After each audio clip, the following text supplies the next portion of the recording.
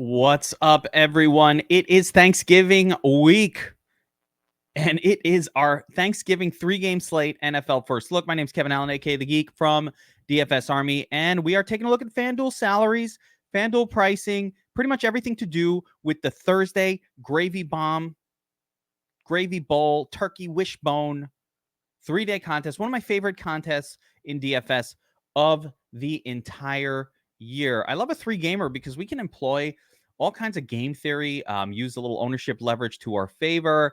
And there are little tricks also for attacking mass multi-entry. But what I want to try to build is sort of the best possible lineup, I suppose. Call it a cash game, call it sort of a core, and kind of get a sense of what people are going to be doing for the slate, specifically on FanDuel. Now, there rarely gets to be one exclusive approach, but there'll be an obvious approach to this slate, and then there might be some benefit to figuring out some alternatives. So let's get right into it. We've got a three-gamer coming up. We got Buffalo at Detroit, Giants at Dallas, New England, Minnesota, and a quick check on the odds tables shows us that this Buffalo-Detroit game carries the biggest total by far, 54 points. A lot of that is going to the Buffalo team total as they are 9-point road favorites, but I always like Lions at home. I always like these games in general. I mean, the Lions made Daniel Jones into a 30-point quarterback last week. So this defense is just historically awful, and that is the game really to target. Now, the stinker on the slate is the second game. You got the Giants at Dallas. Dallas are 9-point home favorites with a low 44-point total. Essentially, the lines are telling us stay the hell away from the Giants. Giants lose Wan'Dale Robinson. Just found out the news literally minutes ago. For the season. So what a bummer. That kid broke out last week, and now he's gone. He's out for the season, torn ACL. Sadly, and sad to say for him and for Giants fans, a November ACL is pretty much going to mess up your season next year situation as well. So that really sucks as they had a young player that was emerging, but whatevs. Dallas, really, really good defense across the board in every category. And chances are they just limit the Giants offensively to not doing a whole lot here. So outside of contrarianism, want to kind of stay away from that Giants offense. Dallas offensively, got to think that they will not be pressed by the Giants to score a lot. They'll still do it because they like to put it on their division rivals at home, but feels like a running extravaganza for the Cowboys and their crew. Finally, we got the Patriots at the Vikings, and this one is the closest spread of the slate. And, I calling this one the wild card game, right? It's a bit of a wild card. 42.5-point total, so kind of a low spread, but a low total. But the spread, 3 points for the home favored Vikings, is really close. Patriots offense, kind of bad right now. Just the running game's looking pretty good. Mac Jones hasn't really put it all together. The wide receiver group, has been all right. But I think, there's been some issues losing McDaniels and, bringing in some kind of lesser talent at the coordinator positions probably hasn't helped there. But this is kind of a bounce back spot. Vikings defense, not particularly good. Let's just pop up some of the metrics here. Vikings are allowing almost 8 points per game above mean expectation to opposing wide receivers and almost 3 points above expectation to opposing quarterbacks. This data has not taken into account this past week because it is just Monday morning, and honestly, the things haven't refreshed for the fresh week.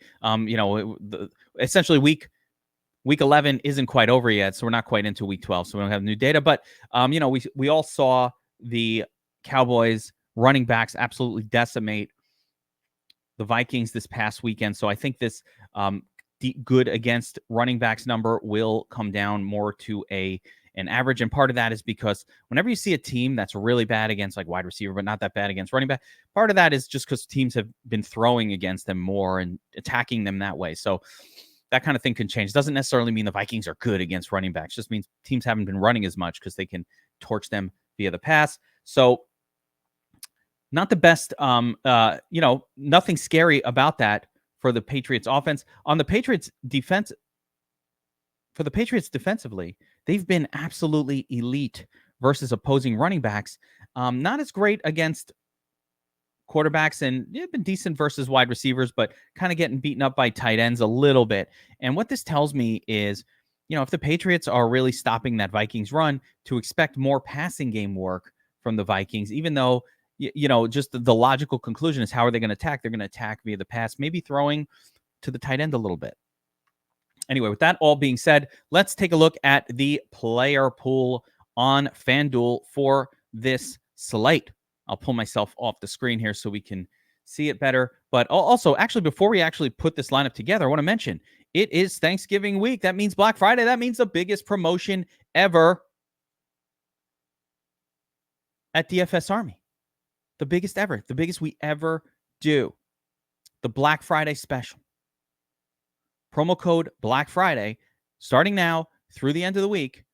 But do it now because you want to be in on this slate. But starting now through the end of the week gets you 50% off your first month of DFS Army VIP. It is $69.99. So you split that in half. It's $34.99. Full month of VIP. You get the optimizer, get our Discord, the projection models, the prize picks tools, everything we do at DFS Army, all included in VIP. You get 50% off using promo code Black Friday. The other thing I'm supposed to mention, and I will, is that we've got all kinds of promos going on this week on the DFS Army Twitter account. So go to @DFS Army. So it's the DFS Army week of giving away stuff, 30-day passes, swag, logos, coupon codes, all kinds of stuff. You gotta check out. Just make sure you're following @DFS Army, and you'll get access to all of that good stuff. So if you're not currently subscribed to DFS Army, you want to check it out. And if you are subscribed, man, I know you want to win some swag.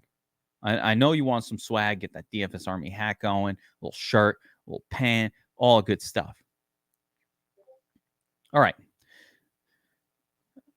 Taking a look at the salaries here. Let's start at the quarterback position. And it's interesting. DraftKings, what they did on their slate is they lower all the prices.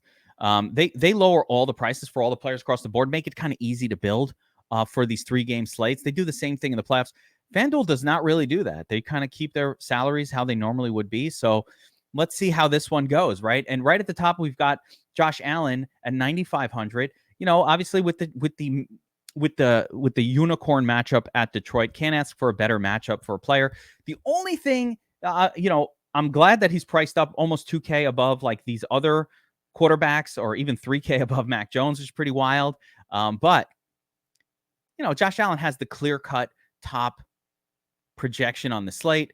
He's averaging 25.75 fantasy points per game, FanDuel fantasy points per game on the season. These other quarterbacks are all in the 15 to 17 points range. So Allen averaging a healthy 8 to 10 more fantasy points per game than the rest of the quarterbacks on the slate. It's really about 8 points above the rest of the quarterbacks, 8 or 9. So what does that mean for us? On FanDuel, for every 1,000, we want 3 points to keep us on pace for a 180, right? Which is the kind of score that can win a tournament. So for Allen to be 1,500 above Dak, we're going to go 1.53, 4.5 fantasy points. So he needs to outscore Dak by 4.5 fantasy points. He obviously averages almost 10 points more than Dak, so that's a pretty good spot. I would say the same thing about, Daniel Jones is 2K less. So at this point, we're looking for a 6-point edge for Josh Allen. And again, he does average closer to 9 points. So there's definitely that edge there.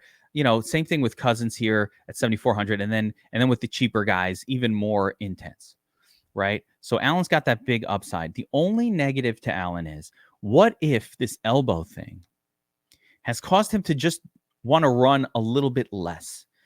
In a game against Detroit where the Bills should be in control the whole time, if Allen just kind of does it like he's like, I'm just going to chill in this one, throw some tutties, put up like a solid 25, like he hits his, he doesn't get a ceiling score. He just kind of hits his mean, and he hits a 24, 25 fantasy, which I think what could be expected. That does open up the door for a Dak or a Jones or even a Cousins kind of sneak up there, have a kind of a ceiling game, have a better game than expected. And all of a sudden it's a Kirk Cousins or someone else that scores 22 that was close enough to Allen that the savings made enough of a difference to make it worthwhile. So because of the way it's priced out, of course, Allen for me is the absolute best play at quarterback from a raw expected points perspective. There is some argument at least to keep these other quarterbacks in mind. with that all being said, I think we start this one off with Josh Allen and see how it goes. All right. If we need to, though, if we need massive savings on salary, we know we have it in our pocket. I would say Kirk Cousins is kind of interesting, mainly because of just the Patriots' ability to stop the run. So they're going to have to throw for touchdowns. Daniel Jones, I don't love this matchup at all, but, what if he runs for one? I really hate that one, though. Dallas defense is so good. Dak Prescott for 1,500 savings, though, he could get there. He can get there against the Giants. Giants could stop the run. They might have to throw it. Who knows? But the most obvious thing that's going to happen on the slate is Josh Allen smashing and having by far the highest quarterback score. So let's plug him in for now. All right, let's take a look at the running back position. And at the way top, we've got Saquon Barkley, but right behind him, Tony Pollard. So Saquon Barkley, this is not a good matchup for Barkley. Again, Dallas, a really, really good defense. And Barkley really needs at 9K to smash in order to produce 9, 18, 27 fantasy points. Kind of a requirement here. And if we look at the game logs, there's not too much evidence of Barkley putting up 27s, even against Detroit this past week. I mean, the matchup of the year, he did nothing there. So what the hell, by the way? What's up with that? Other really good matchups, Seattle, Jacksonville, really favorable matchups where he didn't do enough to justify the salary points. So, just the Giants aren't scoring enough. This game doesn't project very highly. The team total for the Giants is really low. So I'm not going there. Tony Pollard is more interesting for me as he appears to have taken over as the lead back for the Cowboys. But I love him more on DraftKings. On FanDuel, he's really priced up here, and I don't like it. Definitely in the mix, but I think he's overpriced for the slate. So I don't like it. What are you going to do?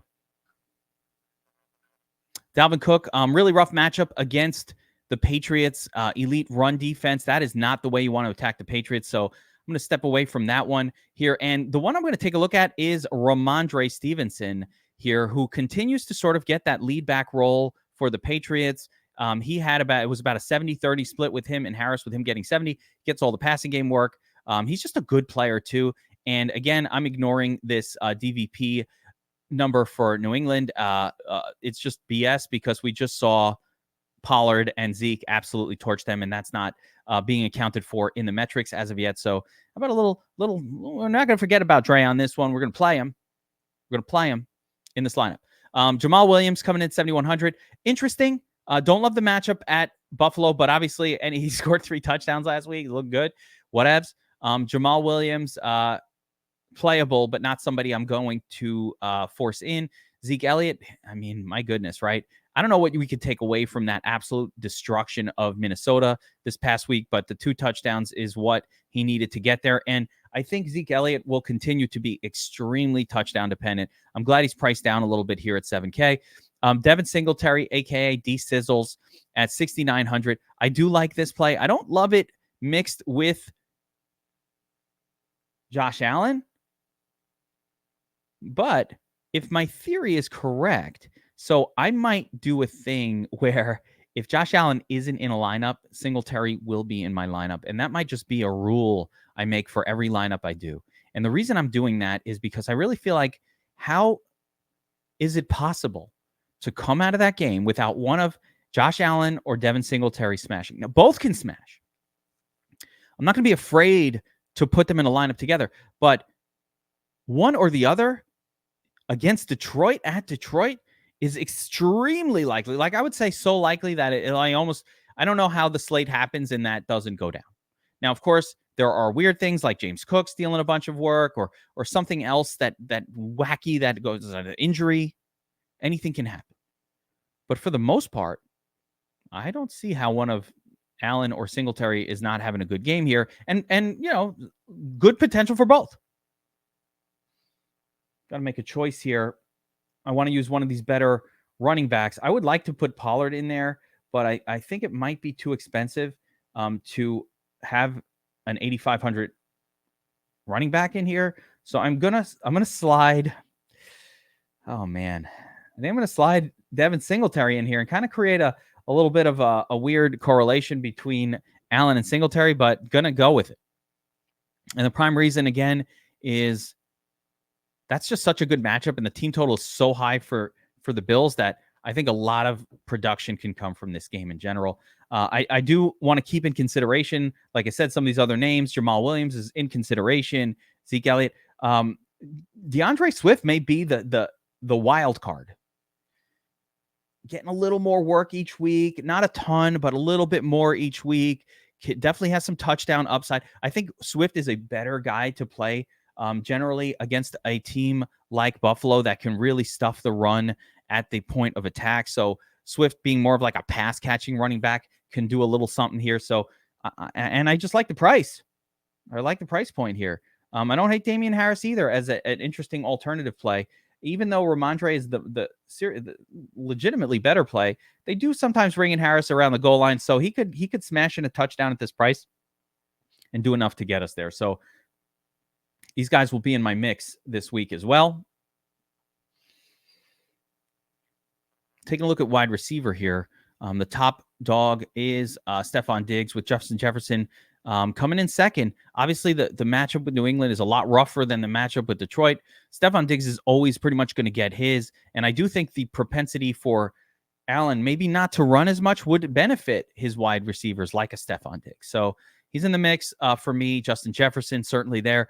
CeeDee Lamb, it's not a distinctive spot per se, but why not CeeDee Lamb? I kind of see that one as very doable. Amon-Ra, if we're going to have Justin Fields in the lineup, or Josh Allen in the lineup, that is, CeeDee Lamb, Amon-Ra is a good bring back candidate on that same game. And just, hey, let's kind of get a little correlation going. Kind of looking through to see what we're going to be able to afford here. Gabriel Davis at 7,200 is definitely very interesting. A touchdown scorer. I'm going to plug him in for now. Jacoby Myers, 6,700. Okay. Not as much of a touchdowns guy, but I'm interested in him as well. Slayton with no Wandale Moore anymore. Yeah. Okay. Michael Gallup, sort of a cheap, more of a pairing with Dak guy, Khalif Raymond, PPR guy. Richie James, no. Kenny Galladay, gross.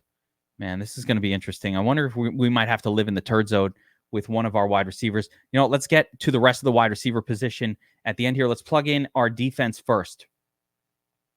See what stands out. So let's see here. All right. So Lions at 3,200. I mean, Buffalo, we don't want to take players against Buffalo or defenses against Buffalo if we can avoid it. Giants at Dallas. Giants have a good defense, but Dallas has a offense that essentially does not allow points to opposing defenses. So not something I really want to target. The Vikings home versus New England. This one's a little bit interesting here. Vikings are favored. They're at home. Patriots offense kind of discombobulated, not very good. So at that price, I'm interested. I'd say the Patriots defense is interesting as well, although less so compared to Minnesota. And we got Buffalo, of course, and the best defense of all, Dallas, but you got to pay way up. So I'm going to plug in Vikings defense here at 4K. And primarily it's because, listen, the Patriots offense is really bad under pressure. They're on the road. Mac Jones has just not been all that great this season. So I think it's worth a shot. He can make mistakes if he's put under pressure. If we can afford to move up, I would like to get to Bills or Dallas, though. So I'm looking to move up from here if I can, but let's just plug this one in and see what we can afford as we build this lineup. Now, let's talk tight end a little bit. And there's a couple of tight ends that are really exciting for me on this slate, and then the rest are interesting. All right, so my favorite right now, it's between Schultz and Hawkinson. And my thought with Hawkinson is, if you're going to attack New England, attacking via the tight end position is a pretty good way. To do it. They have pretty good corners. They have an elite run defense. So throwing to the tight end might be the way to go. And Hawkinson's been getting 9 targets a game since he has been traded to the Vikings. This is already 3 weeks in a row with at least 9 targets. So if I'm talking 9 targets from any position, $6,300, touchdown catcher as tight ends are, I'm interested. The other guy I'm interested in here is Dalton Schultz, and Schultz has another one. He's got a great connection with Dak. He's kind of the WR2 for this team right now. Didn't do much last week, but first 2 weeks with Dak back, 7 and 8 targets respectively, put up some pretty nice scores. He's relatively inexpensive, but I'm going to plug in TJ Hawkinson here as my favorite of this group. I don't mind using a tight end in the flex, though. So Schultz can easily be put in the flex, and I'd be good with that. Dawson Knox, 7 targets last week, kind of this guy that if he scores a touchdown, he could pop off at any time. Definitely in my GPP mix as well. And I will be stacking Josh Allen in my Josh Allen lineups, and I'm sure I'll have lots of Dawson Knox in those stacks this week. Hunter Henry and Jonnu Smith are both kind of meh pieces. I'd lean Henry over Jonnu. Henry will pop off once or twice a season. I think he already had a pop-off game at some point this year. Yeah, the 14, so about as good as it gets, but this offense is just not something I want. I don't want a lot of exposure to that one. And then, of course, we've got the turd zone. We're not going to have to worry too much about that on FanDuel here. All right, so having plugged in a few more spots, I can see that we've got 6,300 left per position. This is important because in order to make a lineup, we're going to have to kind of find some bargain plays in order to squeeze things together here. So I'm just going to roll down to the bottom. I do see some possibilities here that I don't love, but are like less than horrible. Isaiah Hodgins now again with this is much more of a DraftKings than FanDuel play, but Isaiah Hodgins with Wan'Dale now out probably gets a bigger role. Maybe it's Kenny Golladay. Maybe it's one of these cheap Giants wide receivers that kind of step up in the absence of Wan'Dale and kind of become our turd of the week. Khalif Raymond, not much of a touchdown score. I don't like that matchup all that much. Richie James, not so much. So, it's pretty gross down here. We're going to have to take some long shots. But one guy I do kind of like, and again, he didn't do much this past week, but more so because no one on Dallas needed to do anything, was Michael Gallup. And since we need the savings right now, I'm going to go with Michael Gallup in this spot here and just kind of hope for, a touchdown for 5,700. That's about all you can really ask out of these type of plays. I don't love Adam Thielen. He's kind of been, like I said, he's been giving way a little bit to TJ Hawkinson. So I'm going to lean. We've already got Hawkinson in there. I don't want two pieces from that pass catching offense. I'm trying to build this lineup pretty diverse to handle all sort of potential outcomes. Let's see, we've got 6,600 left, so I could do like a Slayton-Myers combo here and call it a day. But, that does not give us a whole lot of firepower at the wide receiver position at all. I wonder what happens if we plug in Amon-Ra. We got 5,600 left for that last spot. That looks pretty gross. I don't want to do that. That leaves us with a tight end. Don't love it. So it's going to be tricky. Going to be tricky to afford anything good here. One way to go, and I think it's a little crazy, but crazy enough it just might work, would be to plug Swift in the flex. Leaves us some interesting final choices, maybe a Myers or something like that. If I put in Myers here, I actually have a couple 300. Let's see if we can get up there. No. I was hoping this would get us to Buffalo defense. It doesn't. It gets us to New England defense. I don't love it as much, but can do that. Let me just see here.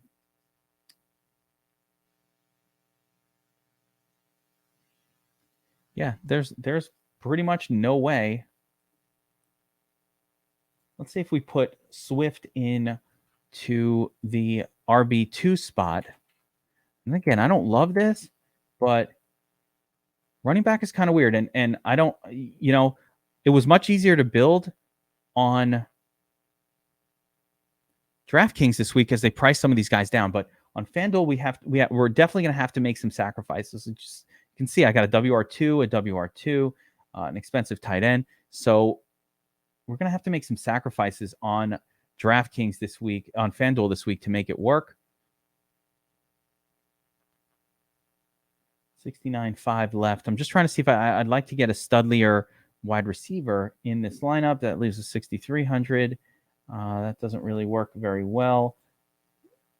Let's see, CeeDee Lamb. Justin Jefferson. How do you do the slate without Justin Jefferson? I would love to get him in there. And I think this is the play here. Maybe we'll roll Justin Jefferson and something like a no. I don't love that either. We're just gonna have to go. Yeah, here we go. Maybe Slayton, and then close it out with can't fit Amon-Ra.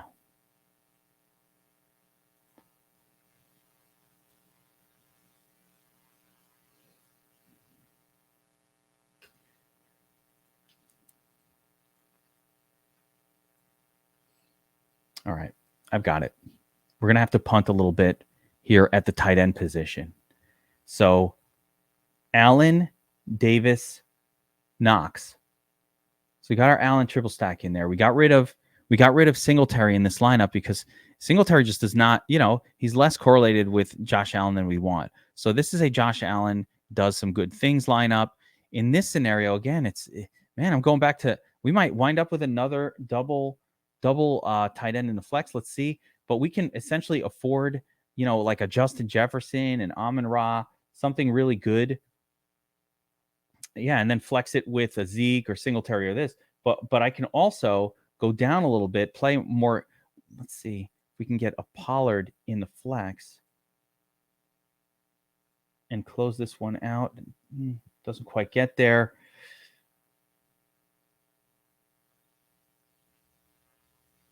Have CeeDee Lamb will plug in here and then leave 6,700 for Jacoby Myers. Now, another way to go that I was thinking of here is we could just go right back to Hawkinson in the flex. I kind of like Hawkinson, and that would that open up? Yeah, gets a CeeDee Lamb into the lineup. So we do get a high-end sort of anchor wide receiver. I'm liking this one. So here we go. Another double tight end lineup for the first look, but this is just one way to go again this week. Really interesting approach here where we got Josh Allen, Knox, and Davis as our starting stack. CeeDee Lamb, TJ Hawkinson, Michael Gallup, solid like one-off pieces from the other game. So Lamb and Gallup together in the same lineup actually don't mix that well without Dak Prescott at the helm.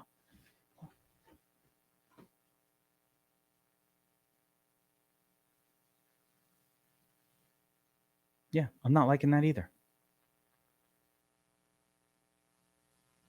Thielen and Hawkinson doesn't work. So look at this. You really have this issue this week of kind of doubling down on some spots that we don't like. Yeah, I'm going to go back to it here. I think we go Amon-Ra rather than him, and then we can plug in. I was trying to get to Myers, but you know what? With no Wan'Dale Robinson, we can go Slayton here. So pretty crazy, but kind of good plays across the board. It's going to be interesting building on FanDuel, and I think what we're going to have to do is just really approach this one with a tournament point of view for the most part, where we kind of mix these different quarterbacks in. I think it's going to be a lot easier to follow a formula where we're going to have Dak with two of his guys, Josh Allen with two of his guys, and that kind of thing, so that the lineup sort of come together in such a way that we're emphasizing the games we want to emphasize. Anyway, this will do it. I think this is a pretty decent one here. We've got Josh Allen to Dawson Knox and Gabriel Davis. We got a couple of running backs, not really, we've got to bring back with DeAndre Swift in that game. Standalone running back for New England in this one. We've got a standalone wide receiver from the Giants with Wan'Dale on the fence that should get a lot of work. And of course, TJ Hawkinson balancing out Ramondre. So lots of little back and forths here in this one. All right, guys, that'll do it for the FanDuel first look.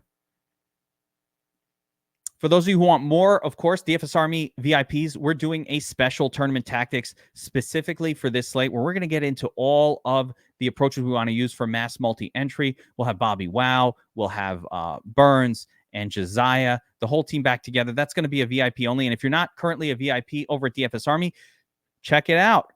Black Friday special this week. This is the time. If you've been watching these videos like, hey, I wonder what this stuff is all about, do it now. Now is the best time. Promo code Black Friday gets you 50% off your first month of DFS Army VIP. Get access to all our tools, all that good stuff. I will see you guys next time.